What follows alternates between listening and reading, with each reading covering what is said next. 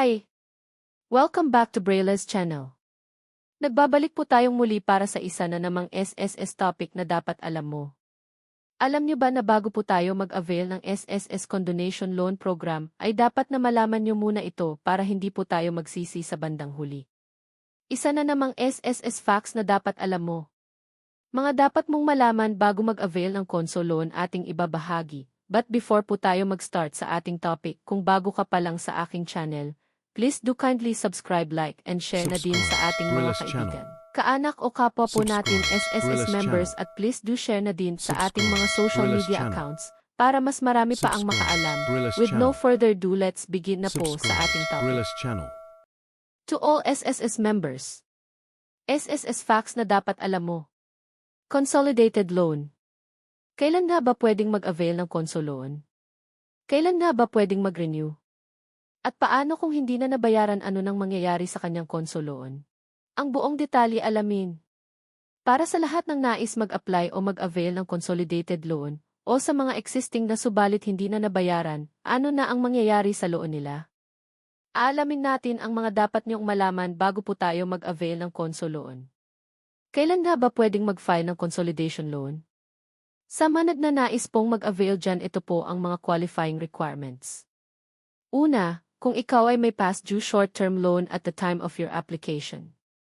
Pangalawa, dapat ay wala ka pang natatanggap o granting any final benefits such as permanent total disability or retirement. Pangatlo, ay dapat hindi na disqualified due to fraud committed against the SSS. At panghuli, dapat ay may SSS online account po tayo, dahil doon po tayo mag-apply ng ating Conso Loan.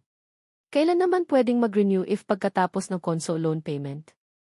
Alam niyo ba na hindi tayo basta-basta mag-renew ng ating Conso Loan? There are two conditions or classification na dapat niyong malaman bago mag-renew. Una, if your Conso Loan is not defaulted, at pangalawa, if your Conso Loan is defaulted. Kung ang iyong Conso Loan is not yet defaulted pa, ang isang SSS member ay pwede lamang mag-avail ulit o mag-renew ng bagong SSS loan after 3 months from the date of your full payment.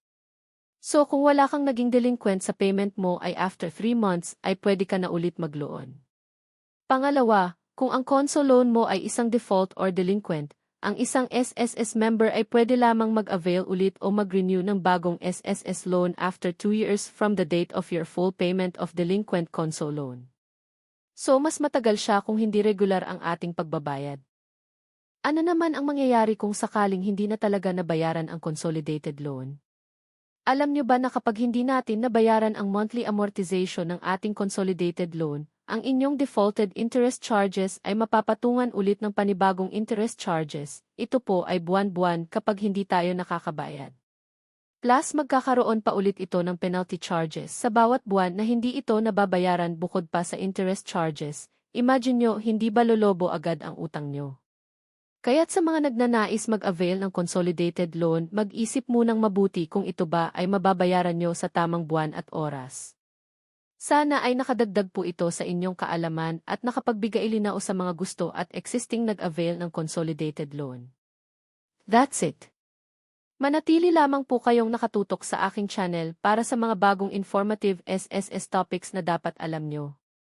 Marami pong salamat and God bless everyone.